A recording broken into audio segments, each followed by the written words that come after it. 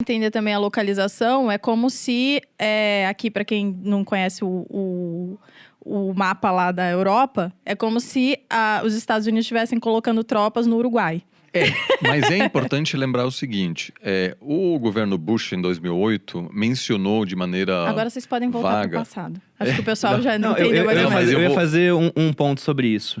Antes de passar a palavra para o Oliver, dá para fazer um paralelo para quem estuda um pouco de história, lembrando da crise dos mísseis em Cuba, por exemplo, que era uma situação parecida, onde os Estados Unidos falou, parecida entre aspas, né, porque era uma ameaça nuclear, né, mas os soviéticos queriam colocar mísseis em Cuba, que está na costa americana. foi isso O pessoal mesmo? atravessa naquelas embarcações muito ruins, né, precárias, para fugir daquela terra dos sonhos que é Cuba, segundo alguns.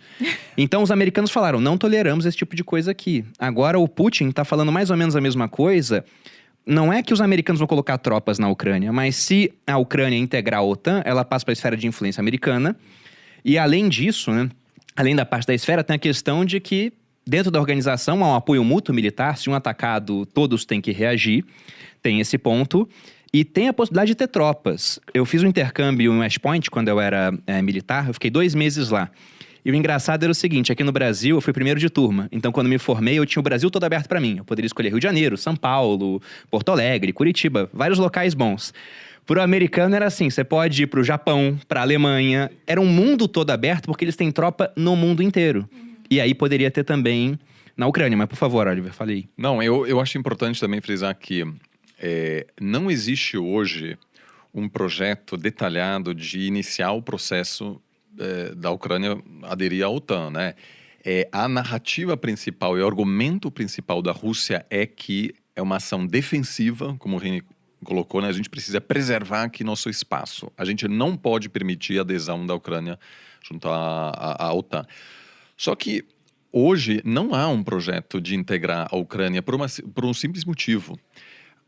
Os Estados Unidos não querem ter que defender a Ucrânia, porque sabem que existe um risco real. A Ucrânia acaba de sofrer uma invasão e parte do território ucraniano hoje faz parte do território russo. Há uma discordância internacional. A maioria dos países ocidentais não aceita que a Crimeia hoje faz parte da Rússia, mas, de fato, ela controla esse território. Então, são temas que muitas vezes a gente achava que nós tivéssemos superado já, né? Que antigamente era comum. Países pegavam parte do território de outros países, né? A gente tinha na Europa uma estabilidade de fronteiras que garantia a paz. Mas é importante também dizer que isso é um argumento russo de que existe um plano concreto de integrar a Ucrânia. Eu hoje não acho que isso seja de fato um plano americano. Inclusive, a maioria dos analistas americanos critica o presidente Bush, que em 2008 fez um argumento vago e disse a Ucrânia e Geórgia, também um país perto da Rússia, pode chegar a integrar a Ucrânia. Gerou uma ansiedade grande na Rússia, mas hoje eu não vejo o Biden, de fato, dando esse passo. Então, alguns dizem que mesmo sem essa ameaça da Ucrânia chegar a fazer parte da OTAN, o Putin gostaria de integrar a Ucrânia e consolidar a Ucrânia como dentro da sua esfera de influência.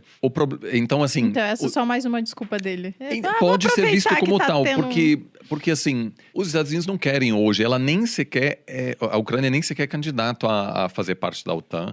O problema é que os Estados Unidos também não pode dizer, já que a Rússia está pedindo, a gente garante que a Ucrânia nunca fará parte da OTAN, porque isso seria uma espécie de capitulação.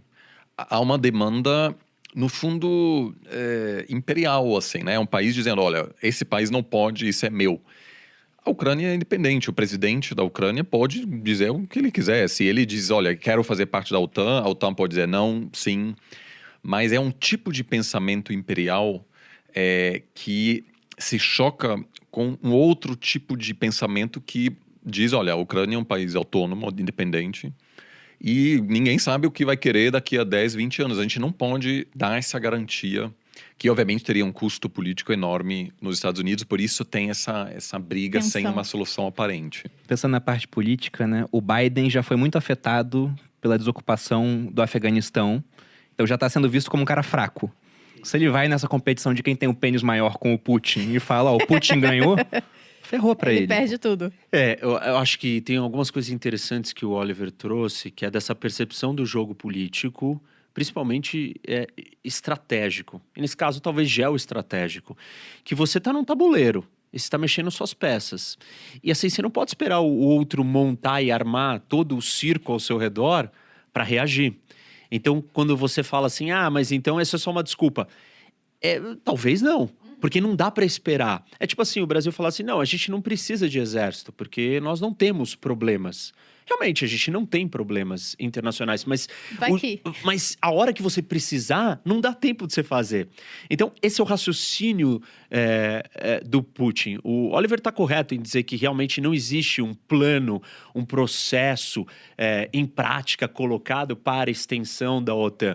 Mas a simples possibilidade disso existir para o tomador de decisão, Claro. o cara que está sentado ali na cadeira, e se eu virar para vocês e falar assim, bom, Bruno, você tem que decidir, o Brasil vai ter ou não exército? Aí você fala, não vai ter, porque nós vivemos em paz.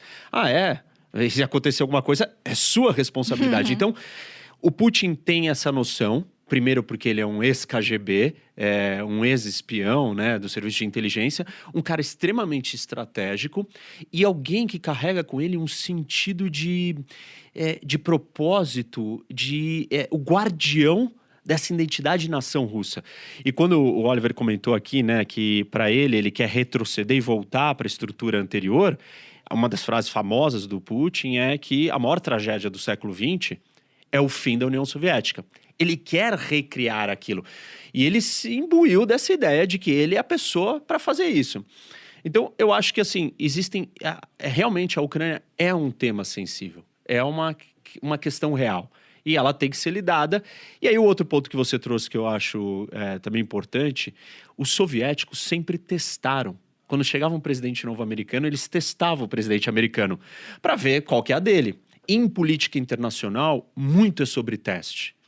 E quando o Obama vira e fala assim para o Assad, se você usar armas químicas, você vai cruzar uma linha vermelha.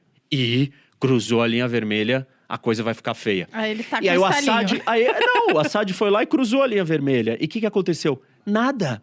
Qual é a percepção? Fraco. Então, o tempo inteiro você está fazendo esses testes em política internacional. E, claramente, o Putin está tirando vantagem de uma oportunidade democrata, que normalmente os democratas têm um discurso mais... Não, somos multilateralistas, vamos conversar, vamos dialogar. E ele sabe que isso não vai acontecer nos midterms, né, que são as eleições do meio agora americanas. E pode vir um congresso muito mais republicano, muito mais duro. O Trump foi, de certa forma, até suave com o Putin. E aí, então, essa questão da percepção está no jogo. Pode sim estar testando o Biden e querendo ver, e aí? Até onde você vai? Você está disposto? Vamos tirar vantagem. E outro ponto interessante a ser testado aqui, que eu acho, no meu ver, é que ele está testando a Alemanha. Porque a Alemanha mudou de liderança. E aí, a Alemanha sempre ficou em cima do muro. E agora? E tem uma questão em discussão, que é um gasoduto, que é o Nord Stream 2, que é um gasoduto que liga a Alemanha pelo mar, pelo fundo do mar. Já existe um que foi conectado, que fornece gás direto da Rússia para a Alemanha, e o 2 está pronto. Só que não começou a operar.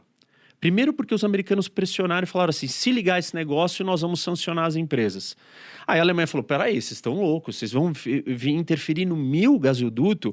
Reclamaram, o Biden chegou num acordo. E aliviou. Mas mesmo assim, ainda não está em operação. Então, o Putin está testando e pressionando todo mundo e falando, bom, eu estou cansado dessa história aqui com a Ucrânia, com o gasoduto, e tem 2 líderes novos de 2 países mega importantes nessa história toda.